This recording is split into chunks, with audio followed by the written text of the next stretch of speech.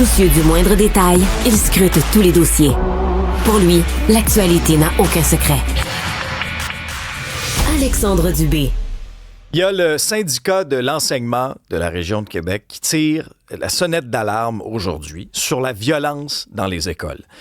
Vous allez voir, là, on a un portrait de situation qui est vraiment, vraiment révélateur de ce qui se vit à l'intérieur des murs là, des établissements. François Bernier est président du syndicat de l'enseignement de la région de Québec. Bonjour, M. Bernier. Bonjour, M. Dubé.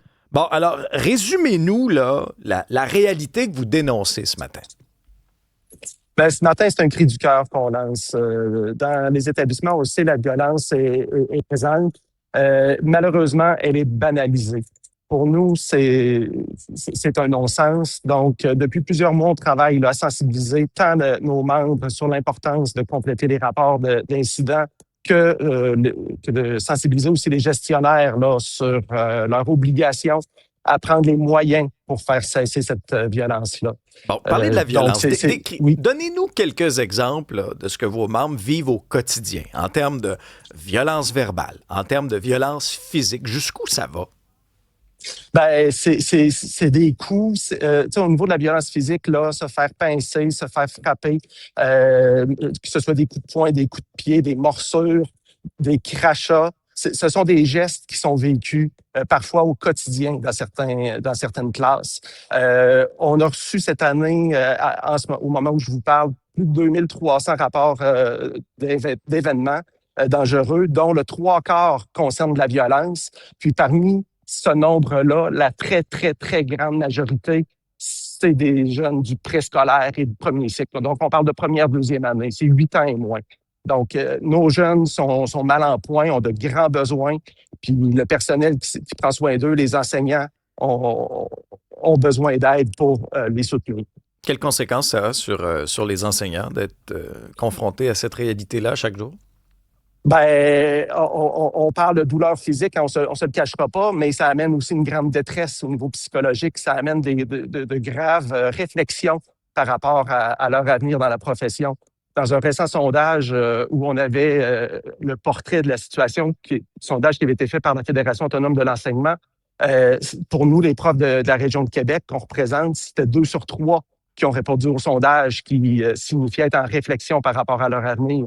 Donc, dans un contexte où la pénurie est telle qu'elle est, puis que les jeunes désertent les universités, donc il faut prendre soin des profs qui sont là. De quelle façon les directions d'école réagissent là, lorsque vous dénoncez ça?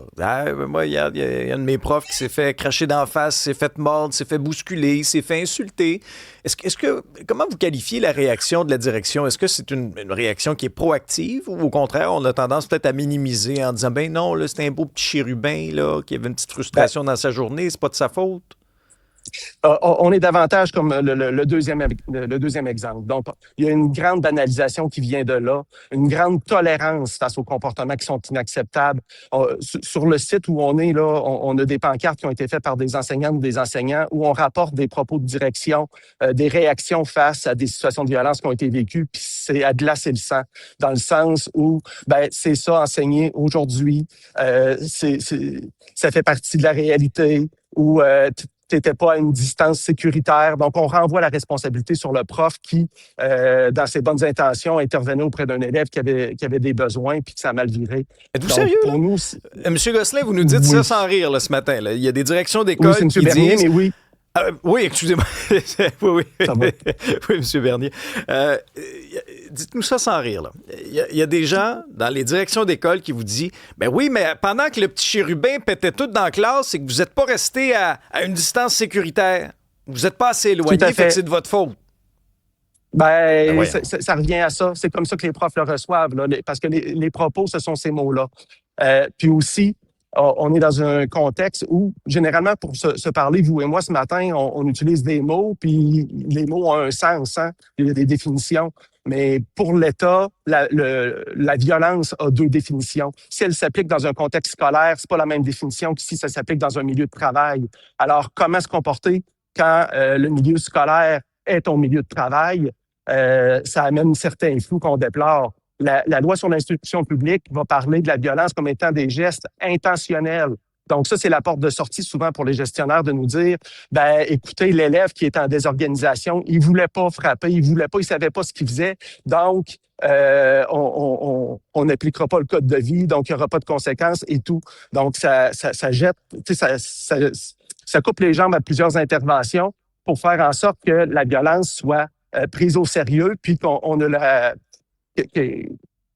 soit en mesure de l'éradiquer. Parce que veut pas, quand il y a des conséquences, souvent, ça va amener les élèves à avoir de nouveaux comportements ou à réviser pour éviter la conséquence. On n'est pas dans une situation où ça peut s'appliquer. Donc, c'est extrêmement difficile pour les profs en ce moment d'avoir un cadre éducatif qui permet de faire cheminer les élèves sur ce plan-là.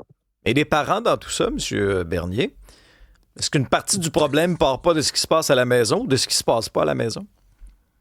Ben écoutez, ça pourrait être facile de jeter la pierre aux parents. Par contre, dans bon nombre de situations, je crois que malheureusement que les parents ne sont pas au courant.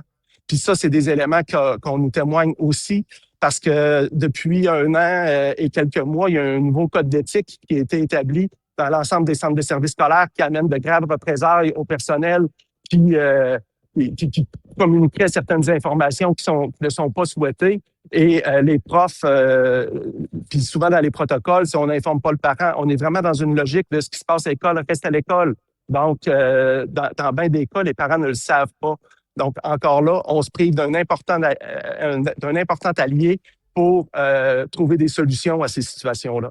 Il y avait des chiffres dans le Devoir hier, moi, qui me dressaient les cheveux sur la tête. Quantité d'armes saisies. C'est que là, vous êtes confronté à ça. Là. Vous savez jamais ce que le jeune a dans son sac d'école, ce qu'il a dans son casier. Comment on en arrive à se présenter à l'école avec une arme comme ça? Ben, ça, je ne suis pas la personne pour répondre, malheureusement, parce que là, ça vient des élèves. Par contre, je peux vous parler de la peur que certains profs ont, malheureusement, chaque matin avant de retourner à l'école. Des fois, ça va être paralysant. Ça amène des enjeux de santé psychologique importants. C'est un élément sur lequel, encore là, l'employeur a des obligations de s'assurer que son personnel soit en sécurité, tant physique que psychologique. Donc, c'est un problème qui est sérieux. C'est pour ça, ce matin, qu'on souhaite attirer l'attention sur ce phénomène-là. On n'est pas prêt à dire que la violence va être complètement éradiquée demain matin, mais la banalisation doit cesser. Eh bien, François Bernier, vous êtes président du syndicat de l'enseignement de la région de Québec. Souhaitons que votre cri du cœur soit entendu maintenant. Merci. Je vous remercie.